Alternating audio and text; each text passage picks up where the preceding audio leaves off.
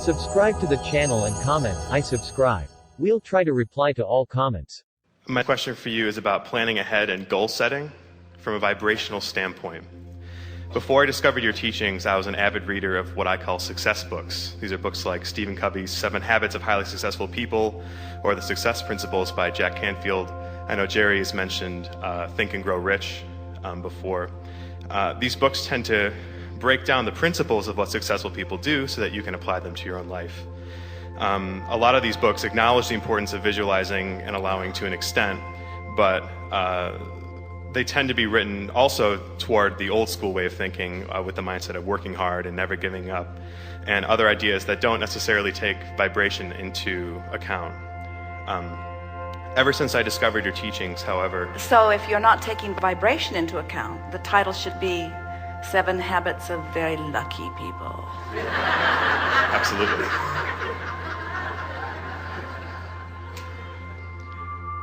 So basically, since I've discovered law of attraction in your teachings, which as soon as I, attracted you into my life, I viscerally knew that this was all true. I've been confused about how to merge some of what I've learned before with these success books. Well, let's start with what you first mentioned. This is very important, goal setting. So we would like to explain that the contrast causes you to set goals all day, every day. Because when you know what you don't want, you know what you do want. So you are vibrationally sending forth those requests, or you could call them goals, all day, every day. When you visualize or write affirmations or script or try to imagine, as many of these books that you've talked about encourage you to do, that's not really the goal setting, because the goal setting, from our point of view, the goal setting happened in step 1. That's when you ask.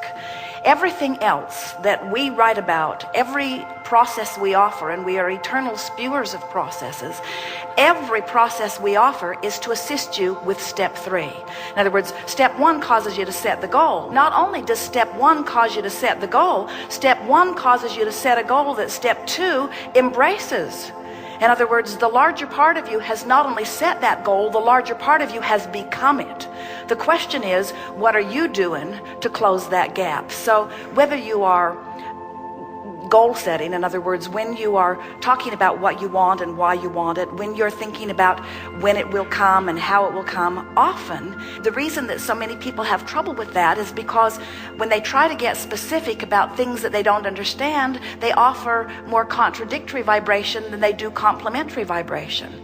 So we would say, if goal setting makes you feel good, then it's the right approach. If the affirmation you're speaking fills you up with a feeling of at oneness, then it's a really good affirmation.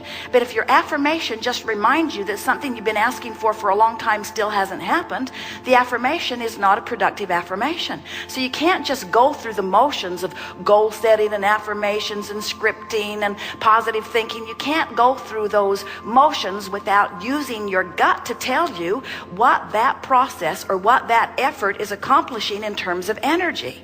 There are a lot of people that frankly just try too darn hard. In other words, life has caused them to ask, and they're so aware that they're not where they want to be that they just try and try and try. And here's the best thing that we can say about this brilliant question that you're offering here.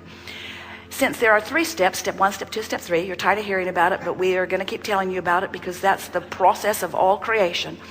Since there are 3 steps, so often when you're goal setting and when you're affirming without meaning to, you're holding yourself in the step 1 phase. In other words, it's like, because this thing that I want hasn't come, then I need to ask for it more. It's like, I'll keep asking, I'll keep saying I want it, I'll keep talking about wanting it. And what you do when you stay active in step 1, you can't allow step 3, because step 1, which is the question, is a very different vibration than step 3, which is the answer.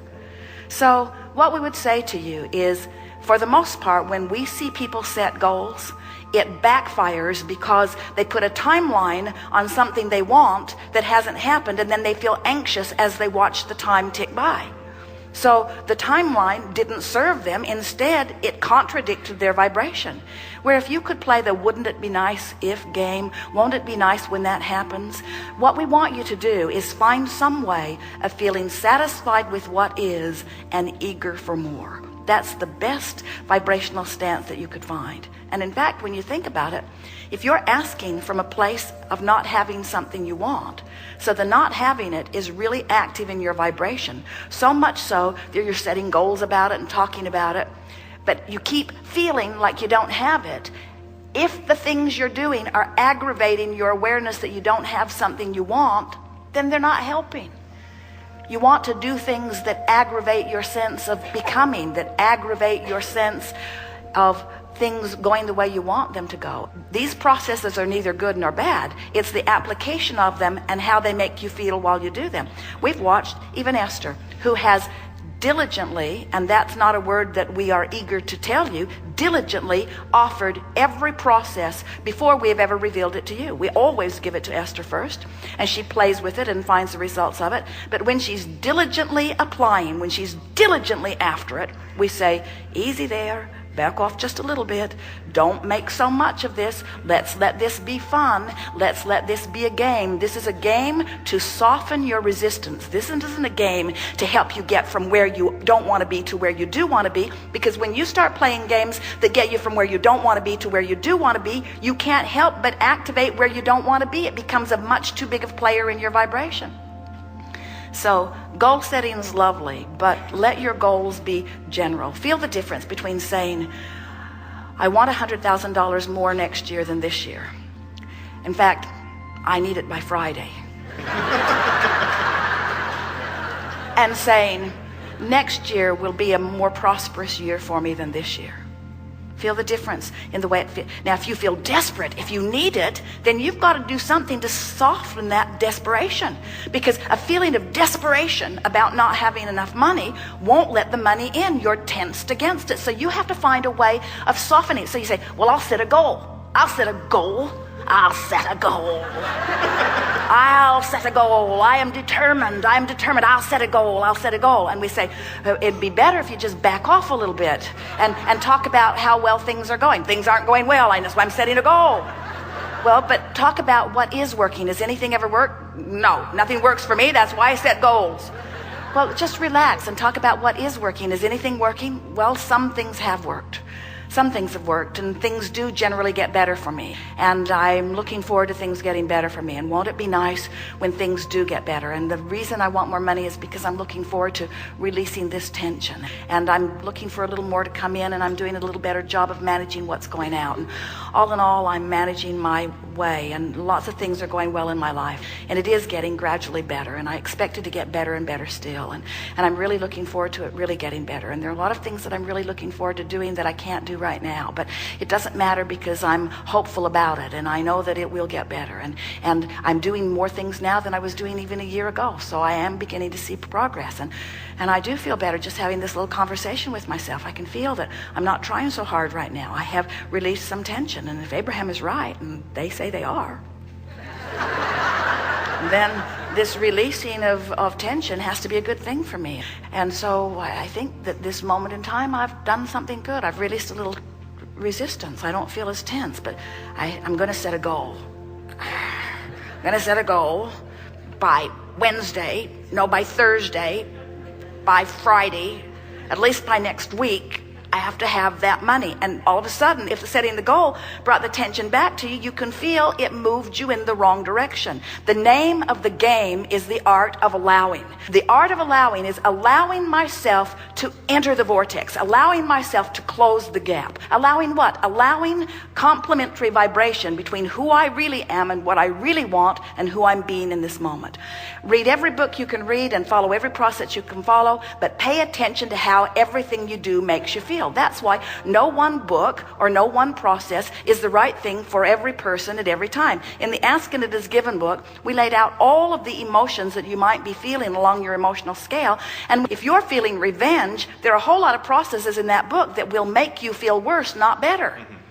If you're feeling hopeful, every process in the book will be of advantage to you. In other words, there are some processes that will aggravate your resistance, and there are some processes that will soften your resistance. So the first thing you got to do is figure out where you are in relationship to where you want to be. Processes are good. Overdoing them isn't good. Because when you overdo processes, what's the underlying thing? I'm not doing well. I need to work really hard. I'm far from where I want to be. Listen to yourselves when you say, oh yeah, I sort of want that, and I really, really, really, really want that. Well, the things you really, really, really want, usually you're really, really, really practicing really, really big thoughts that really, really, really hold you in really, really resistance to what you really, really want. Give it a break. Give it a break. Step 1 happened. Step 2 happened. Chill out. Be easy. So here's the difference between I'm going to relax and I'm going to set a goal. You've set the goals. You set the goals incrementally. Now allow the goals. This is a goal allowing process. How can I allow what I'm asking for to be? Get a little happy. Be a little optimistic. Can't be optimistic. I've wanted it forever and it hasn't come. Then let it go. Let it go. If you've been struggling with something for a long time and it hasn't come, something's not right in your vibration. Let it go. Focus upon what is working. You could have 10 things you want. 9 of them not happening. 1 of them sort of kind of happening. If you'd focus on the one that's sort of kind of happening and use it as your object of attention, so you're offering your vibration mostly about the one that's sort of kind of happening, you'd stop resisting the other, and now all 10 of them would sort of kind of happen. Now, some of them are really happening. Don't focus upon the ones that haven't started happening. Focus upon the things that are going well. Use that as your excuse to tune yourself into vibrational alignment with what's in your escrow. Then all 10 of them have to happen. But you are problem solvers. You can have a life going really well, and you find that one thing that's not going well, and you give it your undivided attention, and you use that thing as your excuse to slow everything down. Find things to use as your excuse to speed things up.